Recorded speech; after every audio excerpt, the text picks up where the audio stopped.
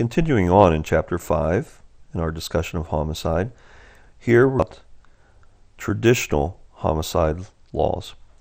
And we can see these in the Pennsylvania statutes. Now, I'm not going to give you the Pennsylvania statutes because I'm sure you're already overloaded with the Model Penal Code and statutes, but there are differences between the Model Penal Code and how states like Pennsylvania have traditionally defined homicide.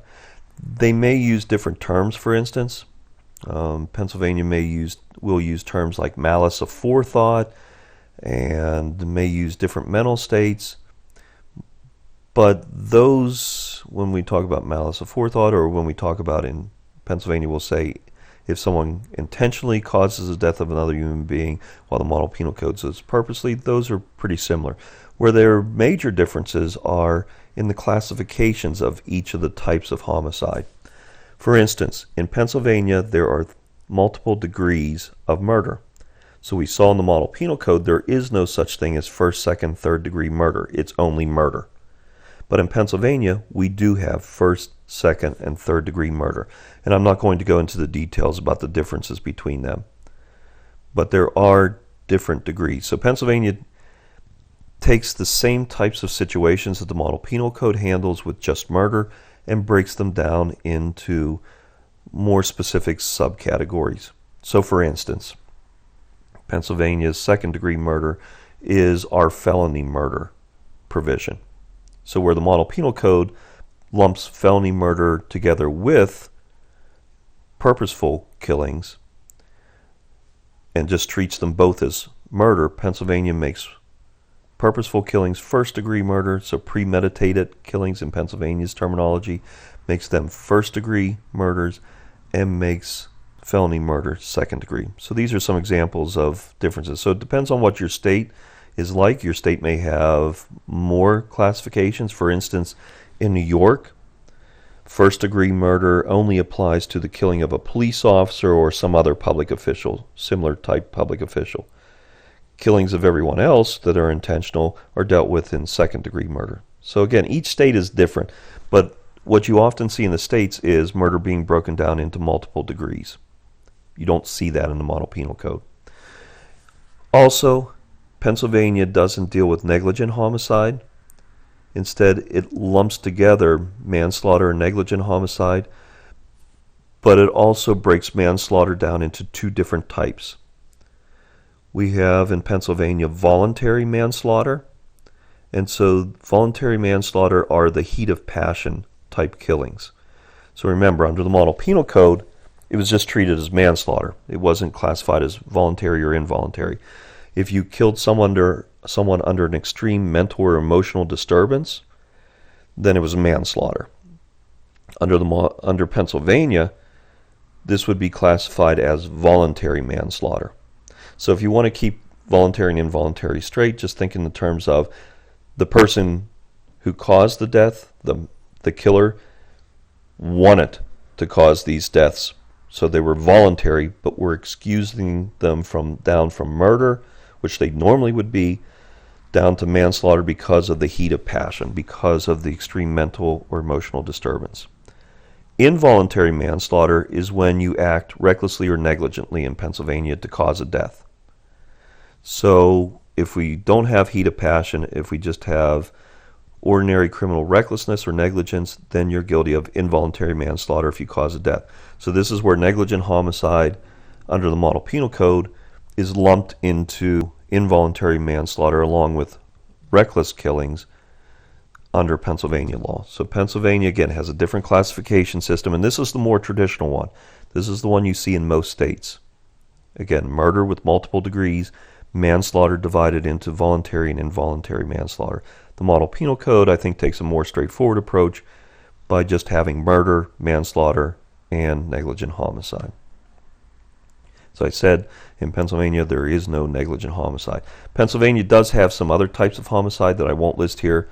Vehicular homicide, and there are some laws pertaining to causing the death of another because of a drug transaction, because you sold somebody drugs. But we're not going to get into those. But many states, including Pennsylvania, do have other specific forms of homicide. We're just going to stick to the main ones: murder and manslaughter in Pennsylvania, murder, manslaughter, and negligent homicide in the Model Penal Code. Your book also talks about euthanasia, which is bringing about the end of someone's life.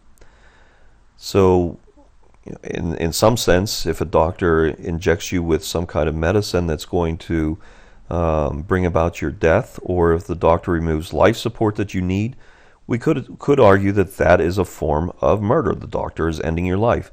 But we also recognize that there are maybe some reasons why individuals would want to stop treatment or have some kind of lethal dose administered them because they have some kind of either irreversible medical condition like a coma, or maybe they have some terminal illness like cancer, Lou Gehrig's disease, or whatever it might be.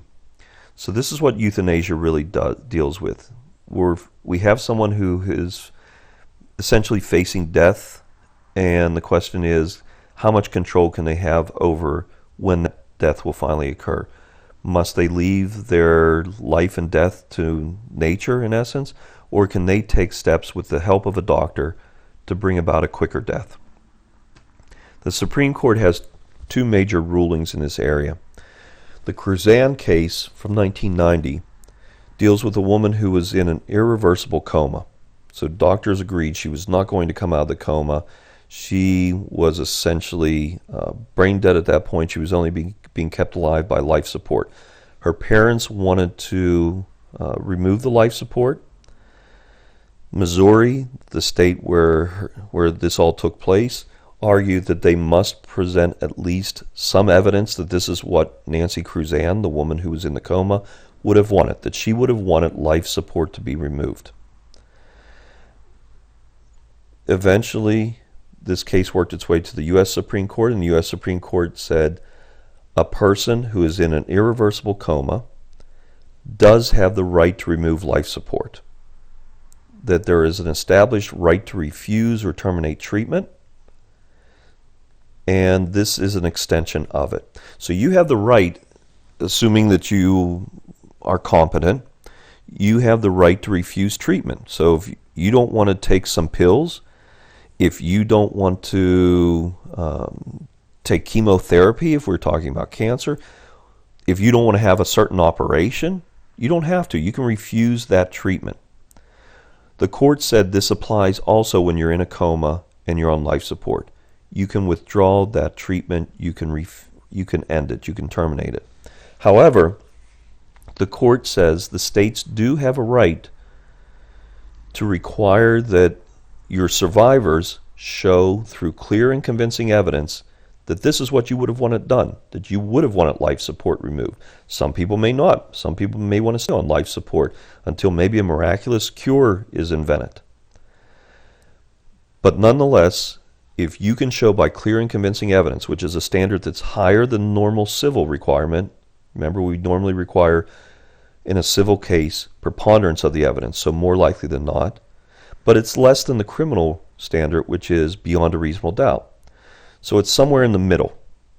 You know, if you wanted me to say what percentage of certainty must you have, maybe you have to be 75% certain that this is what this person would have wanted. So it's not 51% that we find with preponderance of the evidence. It's not 95% that we find beyond a reasonable doubt. It's somewhere in the middle. So in the Cruzan case, the parents were able to show that she'd had conversations saying that she would not like to be on life support. The judges eventually ruled that this was clear and convincing evidence that she would have wanted to terminate life support, and they permitted it, and Nancy Cruzan died. What's developed since then, and even before then, was a certain type of legal form that you can fill out, and it's called an advance directive or a living will. And so you can fill these out. You can get, what you have to do is fill out the paperwork. You can find these online. Fill out the form, and it will express your wishes. If you wind up in a coma, it will say, I do not want breathing support. I do not want feeding tubes. I do not want, etc., etc., etc. And so you will get that notarized. You will file a copy with your family doctor. And if you happen to find yourself in the unfortunate situation of being in an irreversible coma, that living will speak for you. So the pressure isn't on your family to decide what you would have wanted. So again, under Cruzan, the Supreme Court has recognized that a person does have a right to terminate life support. 7 years later, the question was, does a person who is terminally ill but not in a coma, so this person is aware, maybe they have cancer, and they've been diagnosed with terminal cancer, and the prognosis is they will die within a very short time period. We're talking about months, not years. And so can that person, instead of going through maybe the pain of their last months, or being so drugged up that they won't know what they're doing because that's what's necessary to stop the pain, can they instead ask a physician, a doctor, to give them a lethal dose of a sedative to put them to sleep permanently? Well, the Supreme Court decided that this was active euthanasia. In this instance, doctors were instituting a new treatment. They were giving you a new medicine, the sedative. And therefore, it was different than the Cruzan case where all they were doing was ending existing treatment. And so therefore, the Supreme Court said that was an important enough distinction that they thought that this was not, that physician-assisted suicide was not an extension of the right to refuse treatment, but was a new kind of treatment, and therefore they believe that there should be no federal right to physician-assisted suicide. And that's where we stand today. There is no national right, federal right, to have the assistance of a doctor in bringing about your death. If a doctor gives you a lethal dose, that doctor can lose his or her license and can be charged criminally for your death. So then you can figure the doctors aren't going to do it because they're not going to risk everything.